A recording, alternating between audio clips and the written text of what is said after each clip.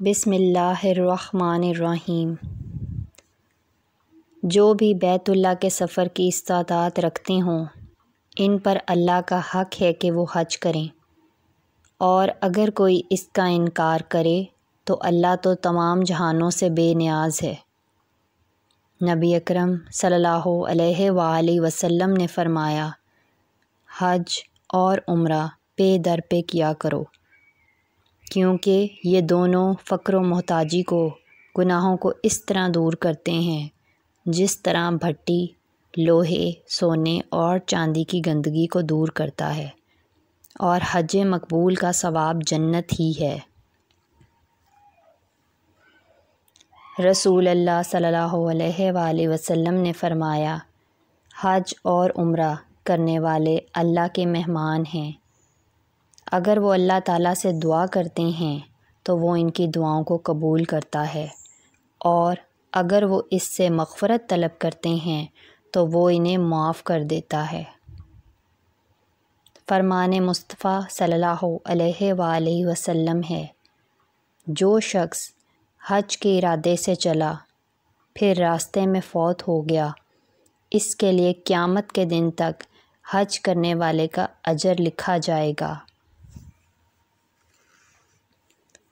فرمان مصطفیٰ صلی اللہ علیہ وآلہ وسلم ہے، حج ان گناہوں کو دفع کر دیتا ہے جو پیشتر ہوئے ہیں۔ فرمان مصطفیٰ صلی اللہ علیہ وآلہ وسلم ہے، طواف کرنے والا جب بھی کوئی قدم رکھتا یا اٹھاتا ہے، اللہ عز و جل اس کے عوض اس کا ایک گناہ مٹا دیتا ہے اور اس کے لیے ایک نیکی لکھتا ہے۔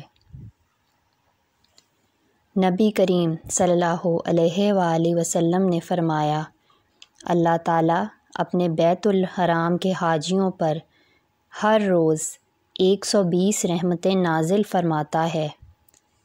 ان میں سے 60 طواف کرنے والوں پر، 40 نماز پڑھنے والوں پر اور 20 کعبے کو دیکھنے والوں پر نازل ہوتی ہیں۔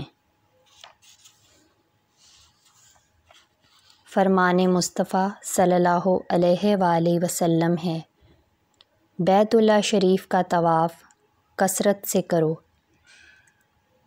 کیونکہ تم بروز قیامت اپنے نامہ اعمال میں اسے سب سے افضل اور سب سے قابل رشک عمل پاؤ گے۔ اور ایک روایت میں ہے کہ جو بارش میں طواف کے 7 چکر لگائے اس کے گزشتہ گناہ بخش دیے جائیں گے۔ یہ وہ جگہ ہے جہاں سب برابر ہوتے ہیں، نہ کوئی امیر نہ کوئی غریب، سب ایک اللہ کو ماننے والے۔ یا اللہ اگلے سال ہمیں بھی حج کی سعادت نصیب فرما، آمین۔